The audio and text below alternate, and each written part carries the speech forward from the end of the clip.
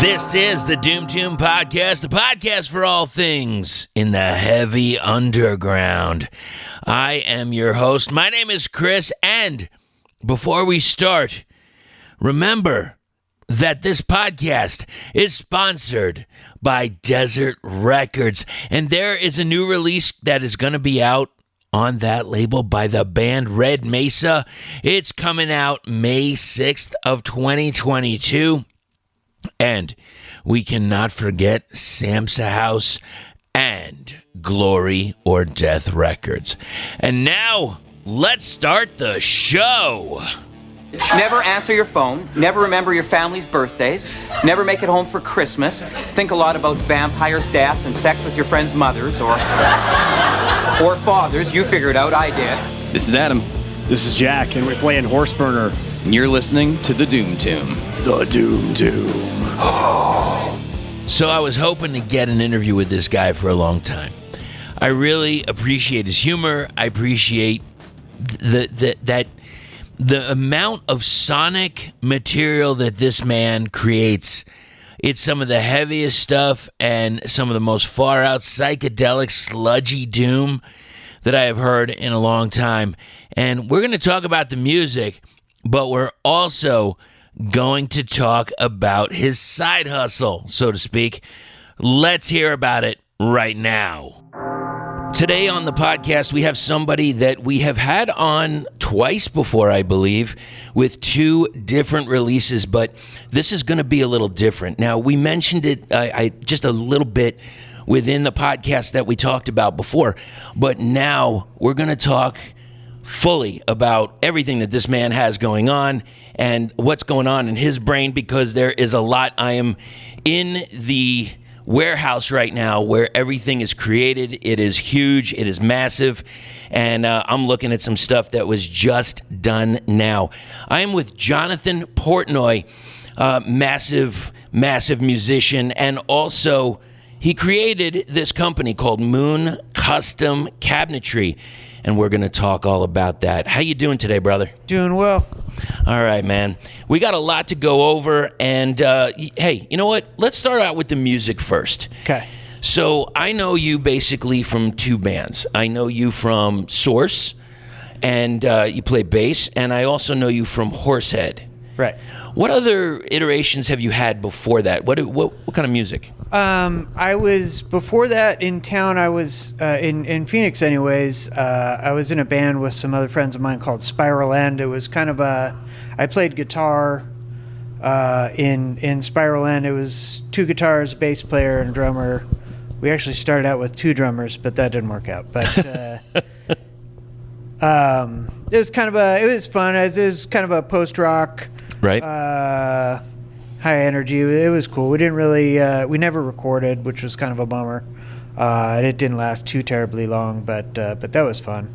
And then, I lived in Portland before here, and I was in a couple bands there that was just kind of fucking around, fun time bands. Didn't really do anything. Do you have any of that material anywhere? I have, so the band in Portland was called Molten Head. I just have like practice recordings. Ooh. But yeah, they're pretty good. If you get a chance, send them over to me, man. I'd love to show people what that was. What you were doing, like maybe like a decade ago? More. This Really? was 90s. I want to talk about this other band that I have heard about, Horsehead. Yep. So when you're in Phoenix and the surrounding areas in Arizona, you played live a bunch of times. Do you remember any of those shows? The Horsehead shows? Yeah. Oh yeah. No, we played a bunch of shows. We played mostly at the Palo Verde. The Dirty Verde. Dirty Verde. We leveled that place a few times. Horsehead was really mostly about just maximum volume. So we brought, like, I don't know if we've probably had some kind of record of number of amps in the Palo Verde ones. I don't know, but those were fun. Like we played a bunch of house parties. Right. those shows were really fun here in Phoenix, and there was a couple. We played one house party in Prescott.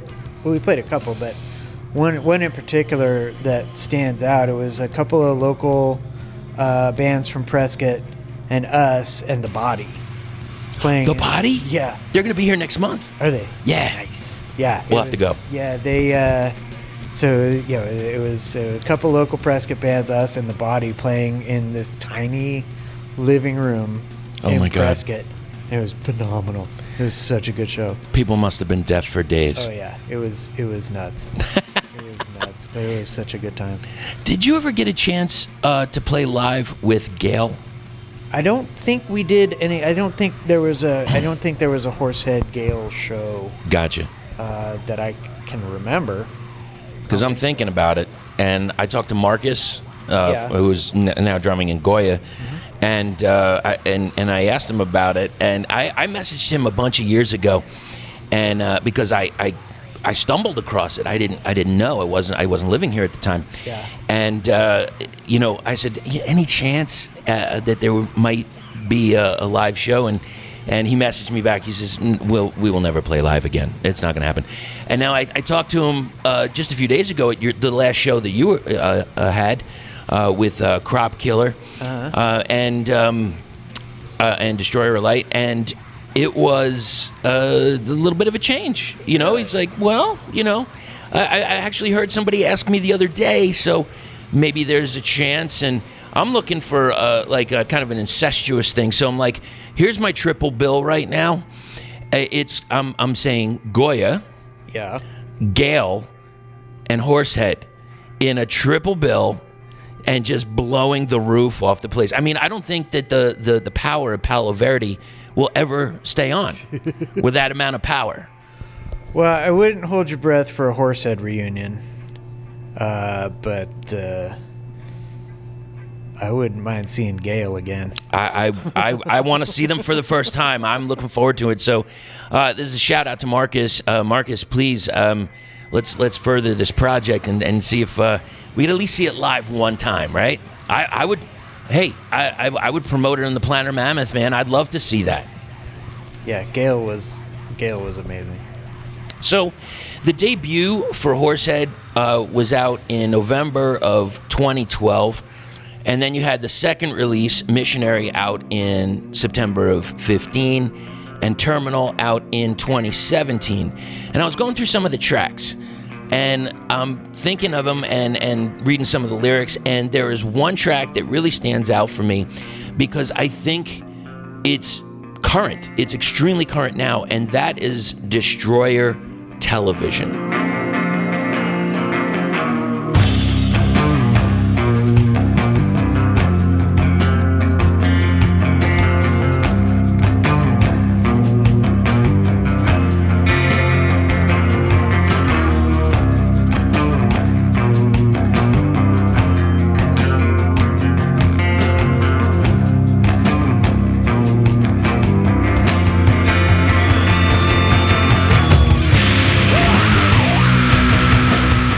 Tell me anything about that track? Just that it was bombastic. Yeah, that was we played that one. It was fun to play. I don't know.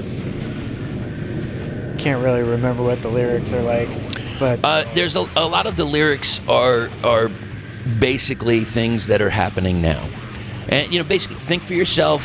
Follow your own path. Just do things. Not according to what everybody might be saying to do, but do what's right. Well, yeah, I mean, that's timeless. I mean, that applies anytime.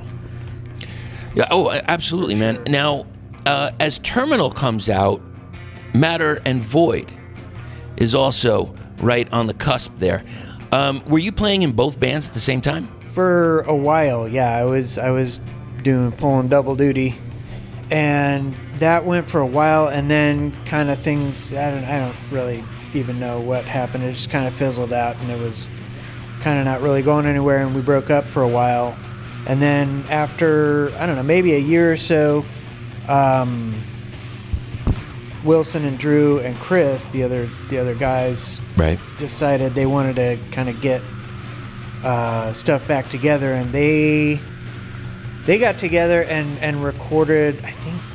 I think it was just the three of them that did that second recording. It was missionary. Yes. And decided that they wanted to kind of get the band back together, and reached out to me, and I wasn't doing anything at the time. They reached out. I wasn't doing anything else at the time. They reached out to me and asked if I wanted to play bass, because I also played bass in Horsehead, and I was like, yeah, sure, that'd be fun. I'd always kind of played bass a little bit, but I was primarily a guitarist up until, kind of rejoining Horsehead, and then just realized how much more I liked playing bass. Yeah. And, just kind of really got into the gear and really got into just, being a bass player, and kind of felt a lot. I'd played guitar since I was 12. Right. And, I was good and whatever, but, enjoyed it. But when I started, like, actually playing bass and, like, being a bass player, I decided, discovered that, oh, well, this feels more right. Yeah, it works for you. Now, as somebody that doesn't know a lot about gear, and I'm trying to learn as I go, so I'm sure you had a bunch of pedals with guitar. Does that translate over to bass, or is it a whole different animal? I made it translate over to bass. Right. There's, there's it. It's not as, I guess, big pedal boards and like a lot of effects and stuff isn't as much, or it wasn't anyways. It's really becoming now, but it wasn't really as common, and people are like, well, why do you? And I didn't, in Horsehead I didn't really have that much. I think I had a couple distortion pedals and a delay and a flanger, and just not much in Horsehead. I mean, Horsehead was pretty just straight ahead, straightforward. I will tell you that, when coming out here and doing this and doing the podcast and going to all these shows, I never really realized how much people use their pedals to create the sound. And I mean, I got to say, sometimes people look at you, hey, as a musician, whatever. But there's such a technique into what you do and what so many bands do live on stage. And there's sequencing. It's mathematic. It's such. If anybody hasn't really taken the time, take the time when you go to a show and watch the people's feet, the band members' feet, and them clicking and popping and twisting knobs and stuff. It really is a sight to see, and it makes you, or it makes the music envelop around you a little bit more. I'm just kind of thinking about it now. I don't know if people who aren't musicians really understand how much of an extension of the instrument the pedals really are. Right. There's just like, oh, they just make it sound weird or whatever, and just, but, it really is, like, I don't know, the way, for me anyways, the way I do it, like, it really is kind of a, just an extension of, it's like its own instrument in and of itself. Totally. Absolutely. When I see some bands on stage, even like, I went to see Stoner recently, and seeing Brant Bjork and how he's alternating and twisting knobs as he's playing, right. And I'm like, wow, so that's how that works. That's what that tone is. That's how he gets it. That noise. Yeah, exactly. Now, for the last few albums for SORXE, you worked with Matt Bayliss. Yeah, the last two, let's see, Matter and Void was the first. So Shane had worked with him before with Via Vengeance. And that's how we kind of got hooked up with him. Right. Matter and Void, we flew him out here, and he mixed, tracked everything here, and helped to produce Matter and Void, and then took those recordings back to his studio in Seattle and mixed it there. Right. The last record, Arc Burner, we did all the tracking ourselves. And then sent it to him, and he mixed. Right. I mean, the sound is incredible now. I know SORXE has changed a little bit. There's some different people and a lot of people in Horsehead, actually. Yeah, so yeah, we've had some personnel changes. And right now it's Tanner, of course, is the constant. And he's the only original member now.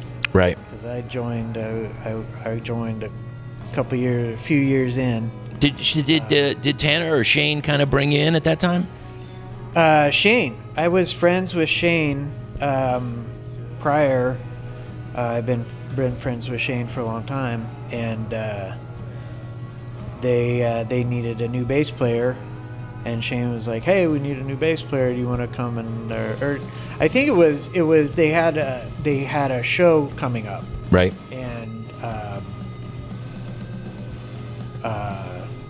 Roger had left the band, and then Chris came in.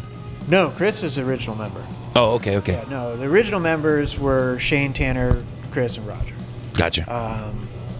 Roger had to leave the band, and they had a show already booked, like it was coming up in a few months at Crescent Ballroom, opening up for Torch. Nice. So they didn't want to cancel it for obvious reasons. Right. You don't want to cancel opening up for Torch at the Crescent. No, you don't. So Shane came in and was like, "Hey, do you think you could learn our set and play this show?" And I was like, "Yeah, totally." So I went in and jammed with him a little bit, and it felt right, and learned a handful of songs Sure. to play, and we practiced, and we played the show, and it was great. And after that, they're like, "Well, I guess if you want to be in the band, you can be in the band." I was like, "Yeah." Sometimes it happens that quickly, right? Yeah. So I don't think they auditioned anybody else, but maybe. But anyways, yeah, that's how I ended up in SORXE. And like we were talking about, did double duty with Horsehead and SORXE. Right. And then things with Horsehead were just kind of winding down. I got you. Everybody had kind of other interests going on, and we decided, we recorded. We're like, let's we've got this set of songs. Right. Let's record them like properly, and we'll have them, and then we'll play a couple more shows. We'll have a farewell show, and that'll be done. And where was that at? That was at Timeout Lounge. Oh yeah, the Timeout. Timeout Lounge. They're able to have live music again. Are they? Yeah. Right on. Yeah. Yeah. That's awesome, man. It's like a slightly larger Palo Verde. Indeed. And a little bit of a different mindset, a different energy. Yeah. But still, a great place to catch a show. Yeah, it's nice, and you can go next door and go record shopping. Or there's some pizza there as well. There's a pizza place there, and various other things as I see. So with SORXE, last release was the Arc Burner. Yep. And now I've heard some of the new material. We're getting rocky and somewhat psychedelic, real groove heavy, real emotive. What can you tell me about the new material? I like it. That's what I can tell you. So we, as we mentioned, we've had some personnel changes. Right. Coons left the band a while ago, like right before Arc Burner was released. Right. So we kind of weren't sure what we were going to do as far as, moving forward, how we were going to replace him, just because he's kind of a unique voice in just kind of what kind of musician he is, and his art as well. And yeah. So we thought about it for a while and decided, well, let's just kind of be a three-piece for a while and see how that goes. And we played. We had a tour lined up, so we had a buddy of ours come and learn the set on guitar. Right. That's how we started with two guitars for a little while. And we did the tour, and that was cool, but it just kind of wasn't really it didn't seem like a super great fit. And then Shane decided that he was going to leave the band too. He had kind of a lot of other stuff going on. And Surf Through Death and Via Vengeance. Yep. He had some kind of changes going on with his I guess the changes with his business came later, but pandemic, that was right around the same time the pandemic. Yeah. And lockdown started, so we're like, well, fuck, I guess this is a good time to take a little break. So we took a little break. Tanner and I had kind of, we would record our little ideas and stuff at our house and swap them back and forth through Sure. Dropbox and did kind of as much as we could do with just the two of us and a pandemic and a drum machine. Right. Well, isn't that, I mean, it's the way a lot of people do it. Once kind of things started easing up a little bit and we could go back and, kind of socially, luckily we have kind of a bigger practice space where we Sure. can be a little distanced with masks on and all that kind of crap. We started trying out drummers. And we tried out a few, and I had Andrew from Horsehead come and jam with us. And that felt real good. So we just started writing and practicing as the three of us and writing new stuff and just kind of feeling it out, kind of trying to find out where, we learned a couple of the older songs and just kind of trying to feel out what the sound was going to be like. And then Drew said, hey, I was talking to Wilson and he's looking to jam, and what do you guys think about him coming out and playing with us? I'm like, oh, sure. So why not? Wilson's a great player and a great dude, and so he came down and it just really felt right, and definitely adds a new, different dimension to the music, but it's still like, I feel like it's it's still recognizable as SORXE, for sure, but definitely with the different guys influence the sound in different ways, and Wilson's got a really strong voice on guitar. Oh yeah. And has added a really cool dimension to the sound, I think. It's still as SORXE as it can be. It's still as SORXE as it can be. It's loud, it's heavy, it's pretty psychedelic in parts. It's but it's got kind of a different little edge to it now. Right. Now, I know I've heard it at a few of your shows that I've seen you play at so far. And let's just put this to rest right now. Yes, the band has heard it already. Yes, SORXEhead, we get it already, and we can move forward from that now. They're in SORXE. Horsehead is not happening. The band is SORXE. Yeah. It's just SORXE. Indeed. So, what do you think about the next release? What are you looking at? As far as time frame, it's hard to say. We're gonna demo these. We've got enough songs for a record now. We're gonna demo them out and just kind of fine tune things, and then we'll probably start recording for real in the next, in the next couple of months. Sure. Get things tracked, and then I don't know. We'll figure out. We haven't really decided like what we're gonna do as far as. We'll probably track it ourselves again. Sure. Just because that it worked out pretty well. And then as far as mixing it, we haven't really talked about what we're gonna do about that. But time frames. I guess there's still like the record pressing plants are still pretty backed up. So yes, they are. It's probably not going to be. If I had to hazard a guess, late 23. I mean that's about right. A band out here, Stone Witch. I just interviewed Ian not too long ago, and they're going to release Order of the Goat with 2 extra tracks from that era on vinyl for the first time, and I heard about it quite a while ago, and it's been months and months and months, and better part of a year. Yeah. And that's how backed up it is right now. And I mean, I don't know, dude. Like when I'm looking around at this place, and then we're going to get into exactly why we're in this warehouse here. is it that hard to create a couple of record machines, like record pressing machines, and create a plant? I know I posted something about Jack White that he funded it himself, and that thing is just rolling along. They're even going to do, they have this thing called a vault release, which is limited releases. You sign up for it. And they're going to be doing a remaster, I believe, release of Dope Smoker. Oh yeah, I saw something about that. Yeah, that looks looks good. He put out the last Sleep record, right? He did. Well, he put out the Sciences, and then they did something at Third Man Studios where it was basically a concert. Oh yeah. And it was fantastic.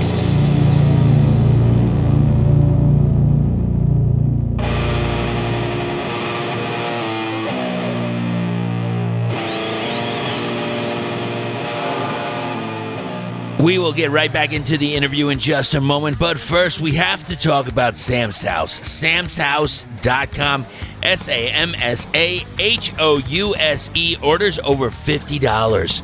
You get free shipping. Now, you know about the styles already. Tiger style and funky garlic and smoky J, Repality. Oh man, let me just say this for a second. So I usually go to the store, pick up some mac salad, that cold kind, and it's got a couple spices and stuff in there, and a lot of mayo, I guess. Apparently not a whole lot.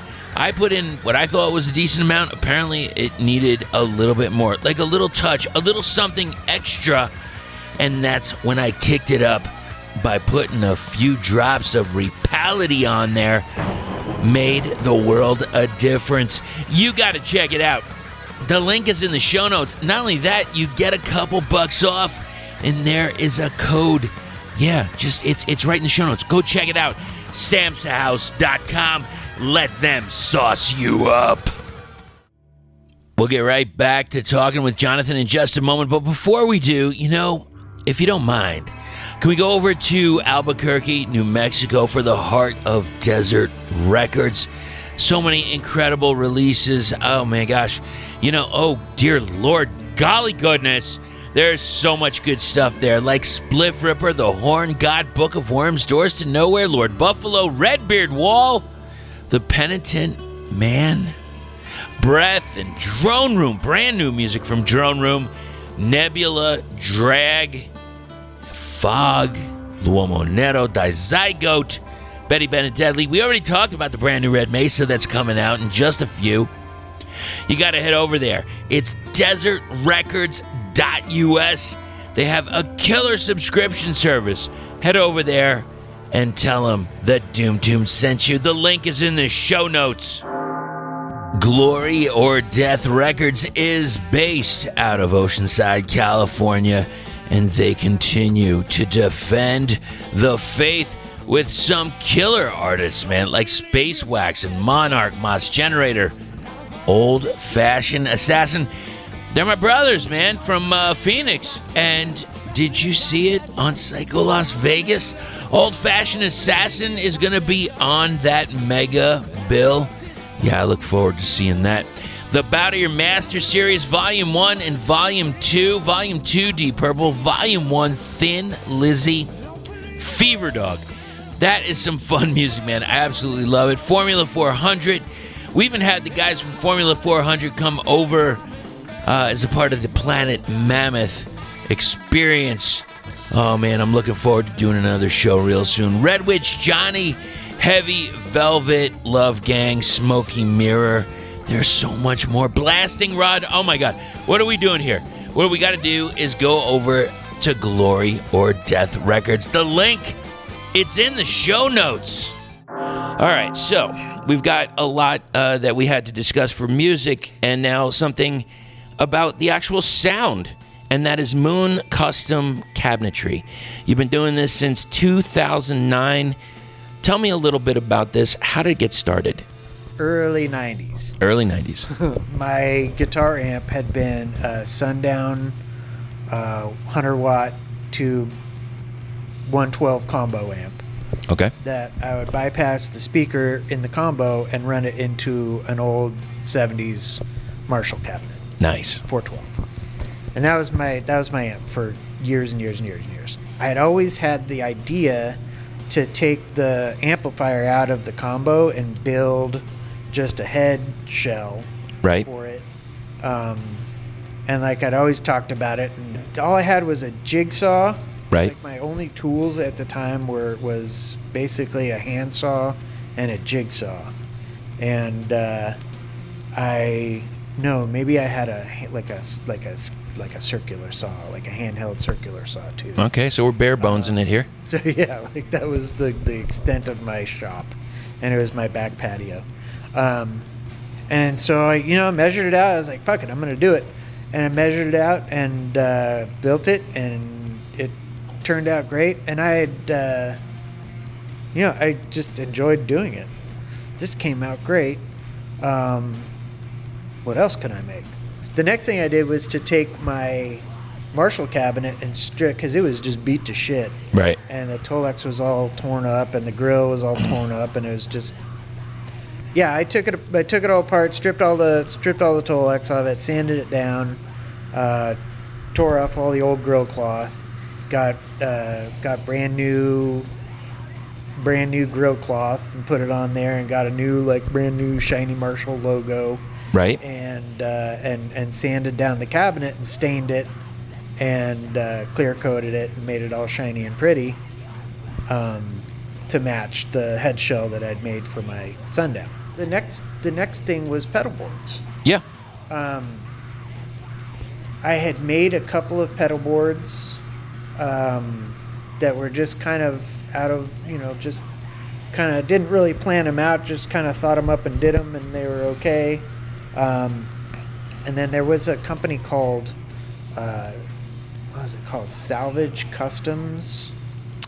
Savage, something? Salvage, okay. They had made a couple of pedal boards that fit in vintage suitcases. Yeah. Like instead of a case, it would just, you would set it inside this vintage suitcase. Absolutely. And that would be the case. And I was like, well, that's cool. It's kind of also an interesting thing when you're touring, because I think you've heard, many people have heard, some people kind of snag something along the way. And if it's in that kind of, suitcase, a lot of people just kind of pass it by. Touring is a lot of fun, but it's also a fucking grind, and people are out there, enduring a certain amount of suffering for the benefit of people, out there sharing their art with people. Right. And trying to bring, trying to spread some fucking joy, and then these cretins come and steal their gear. And Yep. It's like, fuck you. Indeed. All day, man. All day. Now, as we're talking about the cabs and the pedal boards, there's also amp rehousing, refinishing, speaker cabinets. You mentioned Tolex. Please explain what that is. Well, Tolex is like it's just the vinyl covering that you see on amplifiers. Okay. And then you also talked about the grill cloth. I figured out what that is. Yeah. And then on the front. One of the things that I find, because we have to focus on one word here, and that's custom. Right. And that's what you do. You do custom work. So it's not just like one grill cloth. You have multiple different types of grill cloths.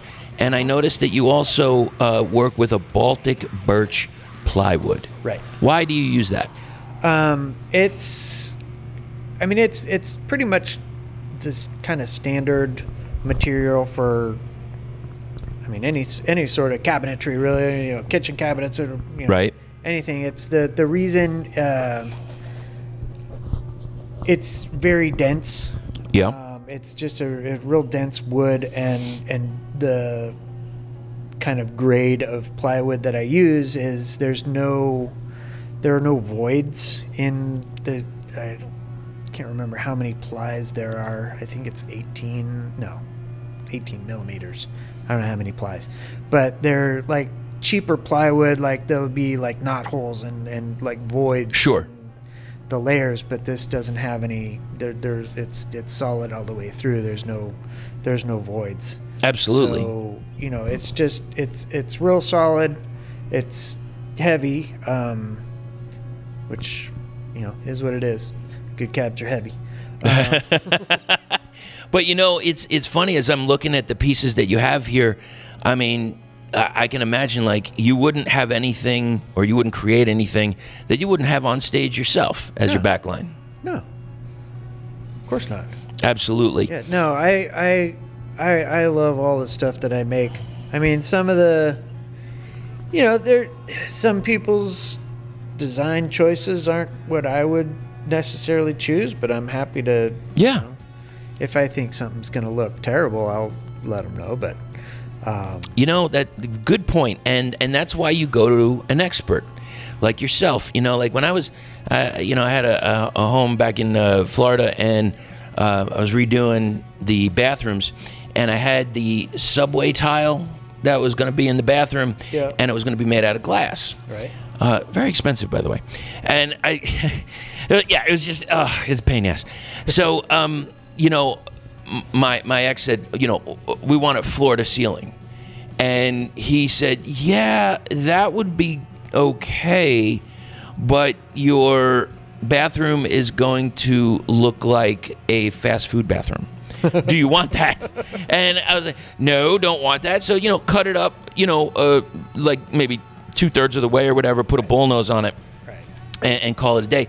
And it really made it exactly what it needed to be. And we needed that. So absolutely, when somebody's looking for something like, yeah, I want to do this, and this might be a little outside the box, you're the man. You can say, hey, you can, but maybe even provide some other options or something. Sure. Yeah. And like, people want what they want, and if that's, if that's what you want, who am I to deprive you of that? But absolutely, I will. If I feel strongly about it, I'll provide some input. And speaking of the cabs, I just want to talk about some of the speakers and why you're choosing them. Celestion, Eminence, Warehouse Guitar Speakers, and Ted Weber. They're just kind of the standards. I mean, Celestion's been around forever, and right. Eminence has been around forever too. All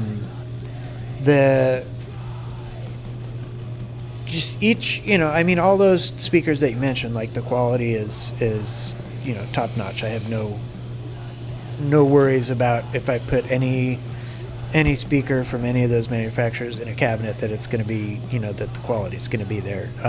Right. There's just so many different kind of sonic qualities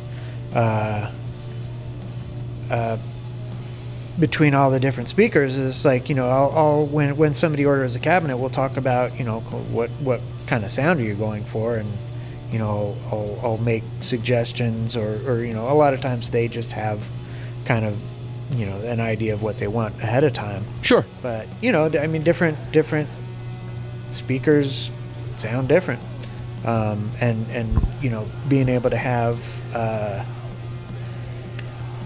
a wide variety to choose from, you can get whatever, get exactly the sound that you're looking for.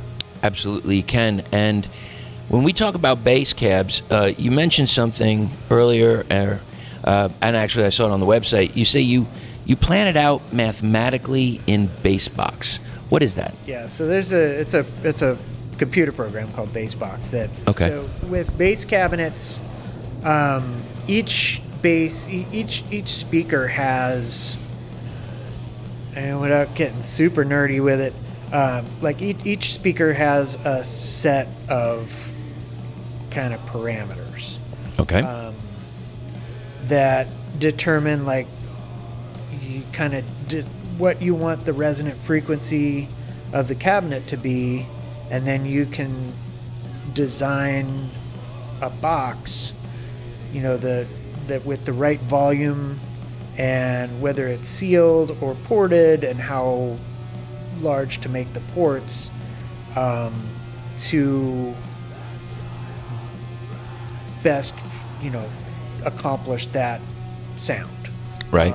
And if you make, if you don't make the box the right size, the speakers can, if you make it too small, the speakers don't have enough room to really move. And can fart out, and if you make it too big, it's just too kind of boomy and floppy.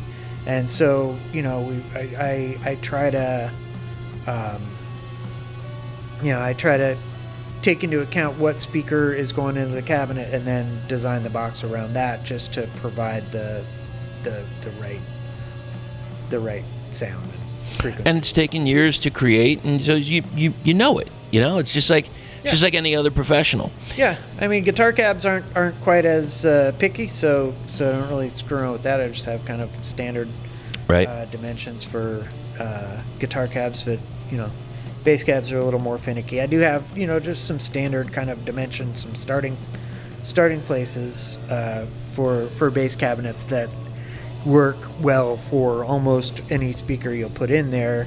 Would just kind of adjust the size of the vents and that kind of stuff if necessary.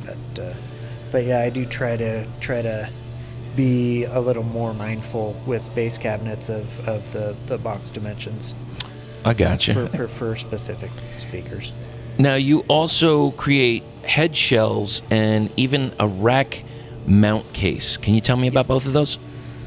So I've made the way that the company started, when I was telling you about I had a combo, and I wanted to change it into just a standalone head. So apparently I'm not the only one with that desire.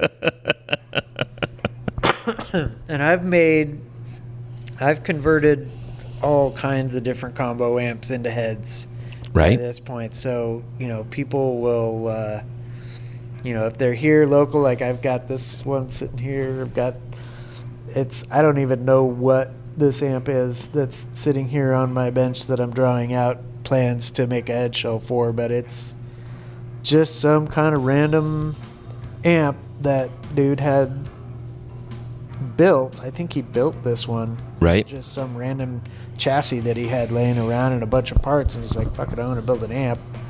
And he's like, hey, I need a shell for it. All right. So I'm drawing it out and making plans to put it into a shell, and it's going to look real weird, and it's going to look really good. Is that it right there? Yeah, this thing right here. Okay. And are those pieces of wood there a piece of it? No, those are, and this, I know this translates really well to radio. Of course it does. So sitting on my workbench right now, we have actually 3 head shells that are for Orange. So Orange Amps has a line of lunchbox amps that they call them lunchbox amps. They're little kind of they're the Terror series. Yes. And they're great little amps. But they're just like bare metal little boxes. Sure. Right? And, I know. I've seen them. Yes. So, yeah, I know exactly what it is. Yes. It does look like an old school lunchbox. Yeah, so they call them lunchbox amps. I don't know if Orange calls them lunchbox amps, but they're lunchbox amps. They got a little handle on the top.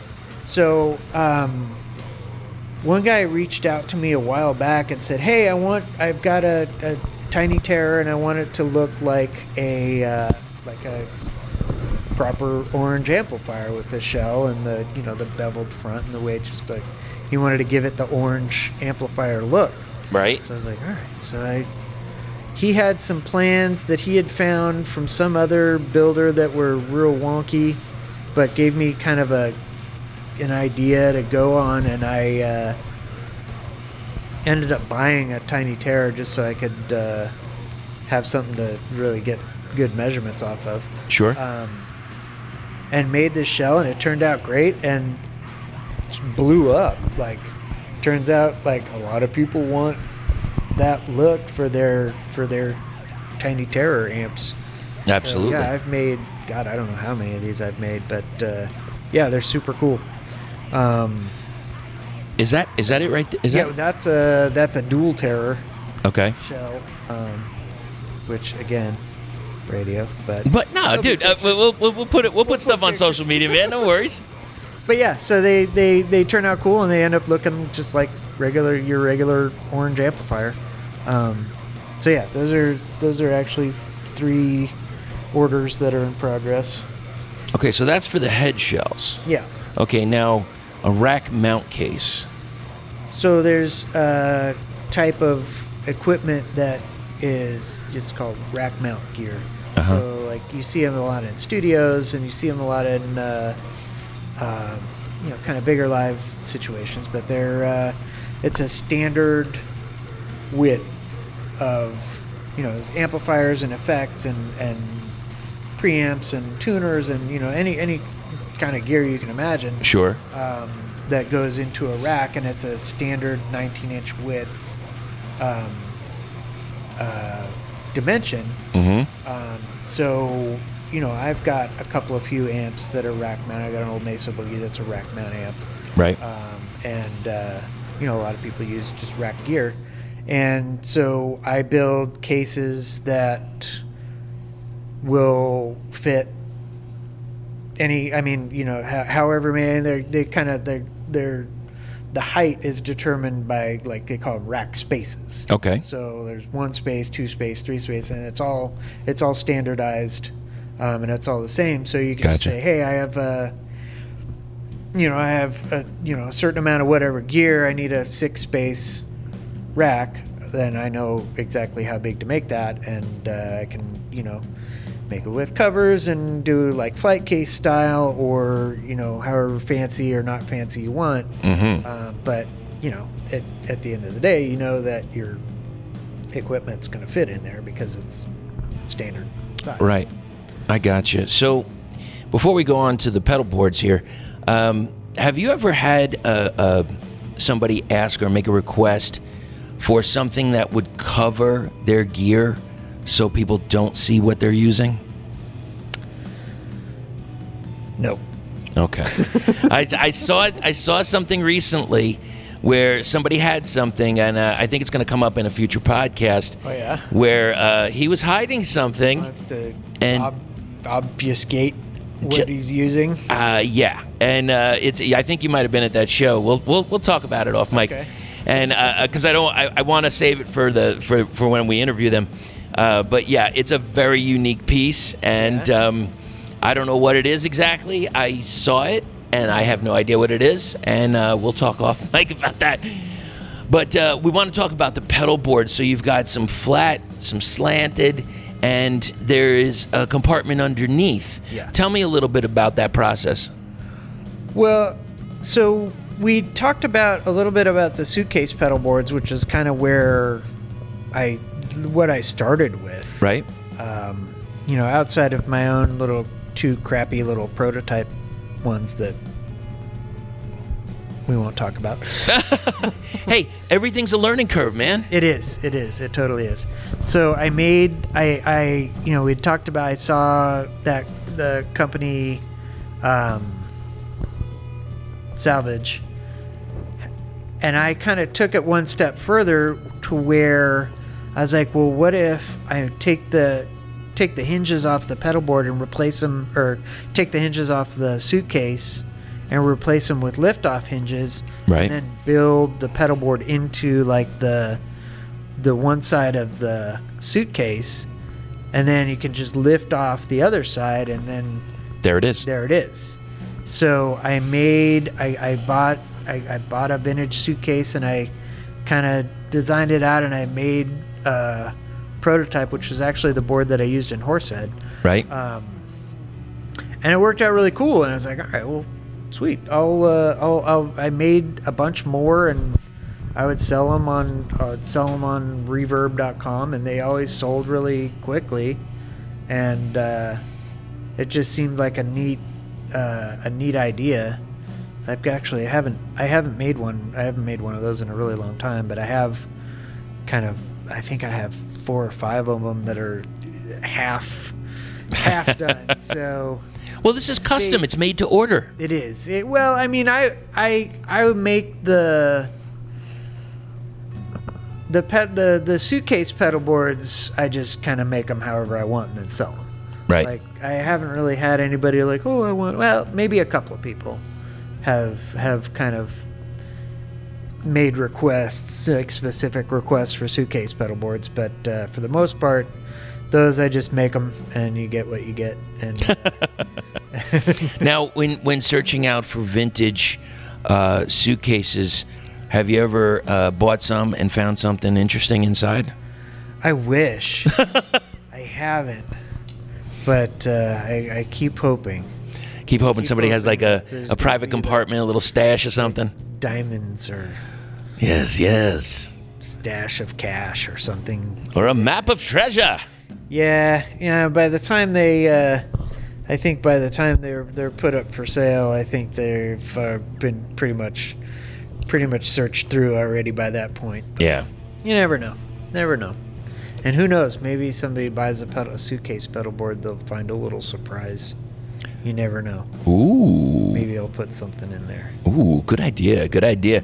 Now, I know I did see one of your pedal boards recently at the Rebel Lounge in Phoenix. Yep. Mike Hintz from the band AWAS. Yep.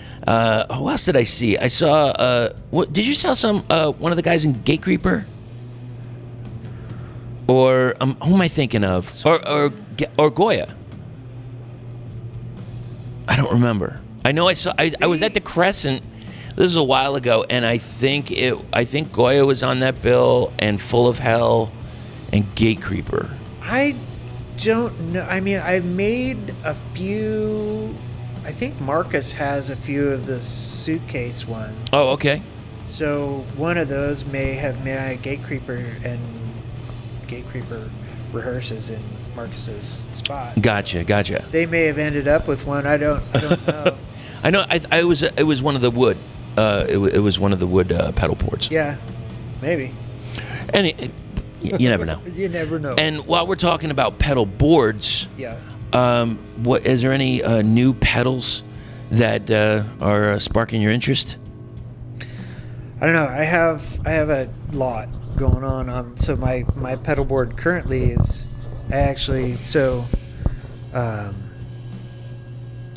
my pedal board situation right now is actually 2 suitcase pedal boards. Mm-hmm. Indeed it is. If you haven't seen him live, you don't know. Until you go to see how much is on stage, it is insane. Yeah, I got kind of a lot going on. But I think the pedal that I got most recently that I'm really into is Let's take a look. Let's go to our phones. Oh, it's the from Spaceman Effects. It's the Explorer Phaser. Okay. So I've been on the hunt for years. I probably own 10 phaser pedals. Okay. Different ones that I hate. So, is this the ultimate search? You're searching for a new phaser pedal? Well, I'm here to tell you that I have tried every kind of phaser pedal out there. Right. And they all sound great on guitar, and most of them sound like dog shit on bass. Okay. So this one, the Spaceman Explorer, sounds real good. I'm super stoked with it right now. Unfortunately, it's really expensive. Is it? Well, you know what? I don't even know. What's an expensive pedal? Well, the Spaceman pedals are up there. I think. God, what did I pay for this one? I think it was like $300. Couple $100. I think it was like $3. I don't remember. Well, you know what? How much are they selling them for? Well, while you're it was almost $300. $300. There's a guy out here, Ben Ivy, and he was in a band called Vile Crypt over on the East Coast, and now he's in a band called Lost Dutchman. Okay. And he is a pedal fanatic, serious fanatic. And I got to put you in touch with him because maybe, I mean, look, I would love to be the guy that helps you find the phaser you're looking for. Well, that's what I'm saying. This Spaceman one is great. Yeah, like it does exactly what I want it to do. All right, we'll have to hook each other up with that. So in going back, and if you're asking, yes, I've tried that one. And of course you have. So when you're making these products from the ground up, according to client specifications or what have you, what kind of build time are we talking? It depends on what it is. Right now, I mean, and this is my side hustle. Yeah. Like I don't have as much time to dedicate to it as I would like, but someday that may all change. But right now, like I'm telling people with cabinets, 3 to 4 months. Okay. Smaller head shells is more on the 3-month end of things. Sure. But yeah, it's and as more and more orders come in, that lead time may increase. Sure. I mean, it's important to me to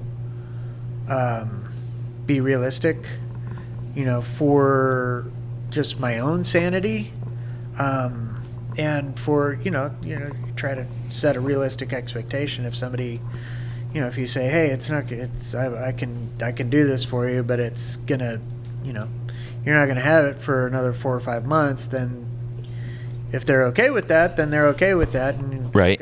If I say, if I try to bullshit people, it's like, oh yeah, I can get that done in a couple of weeks, and then I'm, A, there's no way I can do it, and B, I'm like killing myself trying to achieve something that's not possible. So. And it's a quality product in the end. Yeah. So quality takes time. Yep. Now, the actual title, Moon Custom, yep. Where did that come from? So my daughter, her middle name is Moon. Okay. And so I just kind of, she's an important part of kind of who I am. Absolutely. And I wanted to just kind of honor her and absolutely, man. And just kind of express how important she is to me and my life as part of my work. So it even comes across in the logo. It does come across in the logo. Now, so has she seen you play live? She has. And what does she think of her father's music? I think she likes it. Okay. She's a bass player too, so. Oh, really? Yeah. In a band? She's not in a band, not yet. Hopefully she will be. Right. Someplace, but yeah, she's been playing for a little while now. I made her a cabinet, so she has her own. It's Moon Custom Cabinetry cabinet. Did you at least give her a discount? I did. I gave her a deep discount. Oh, good for you. Wow, what a good dad. Aw, that's so sweet. Okay. The 0 discount. So, we talked about the pedal boards and we talked about resurfacing, just everything that you're doing here. Is there anything else that you're open to creating? The standard answer to that question is that I will make pretty much anything that is musical instrument or music related. Okay. I've had people come like, hey, can you make me a desk or can you make me a table? And it's like I'm not really interested in making furniture. And sure. Like, oh, you're a woodworker. I have this thing that I want. It's like, no, that's not like I don't really have any interest in doing that. But I've made a few one-off things. I've made a guitar stand for myself that's over in my I saw that. That looks studio, badass. But that was just kind of the prototype, and I haven't made any more of those. But I'd make more of those. That turned out pretty cool. I've made kind of synthesizer racks. Oh, and, cool. You have pictures? Somewhere. All right, we got to find those too. Somewhere. All right. And I've made a couple of, record storage racks. Right. We need those. We do need those. Yes. That are kind of, the same kind of shape and size as the IKEA ones. But Except it's a hell of a lot more fucking sturdy, I bet. Yeah, more sturdy and a lot nicer looking. Hell yeah, man. So yeah, just, pretty much if it's something cool that's musical instrument or music related, I'll consider it. Right on. Yeah. Thank you so much, Jonathan, for hanging out with us. And I tell you what, let's hear a track off of a release. It came out a few years ago, but still, you got to pick up some stuff by this band. The link is going to be in the show notes. It's the third track off of the album Terminal. This was a band that Jonathan was in at one point. This is Horsehead.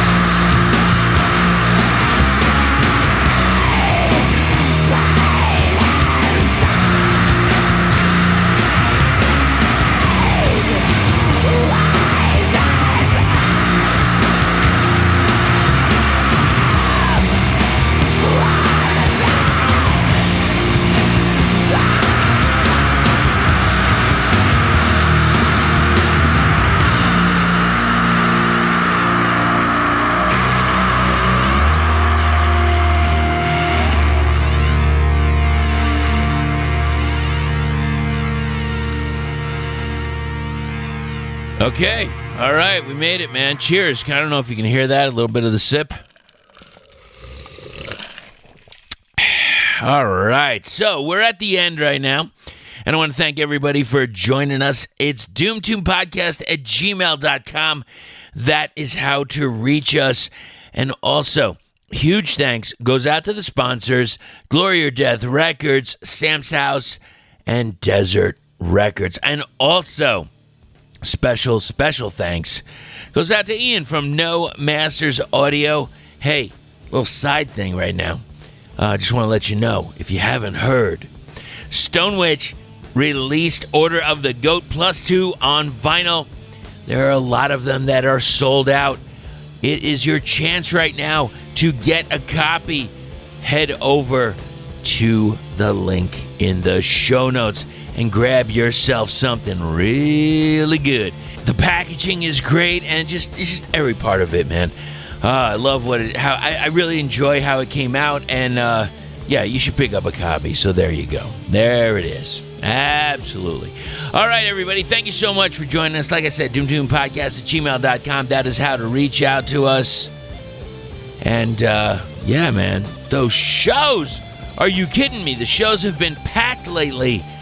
Great to see everybody out there. Keep getting out to as many shows as you can. Here's the thing.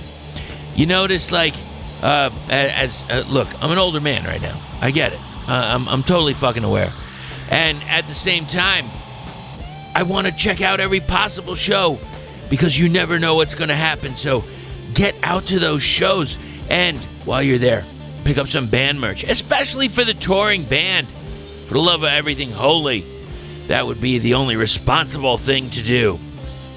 And if you see me, shake a hand, give a hug, say hey. I always love talking to everybody. All right, everybody, take care of yourselves, and above all, don't forget to stay heavy.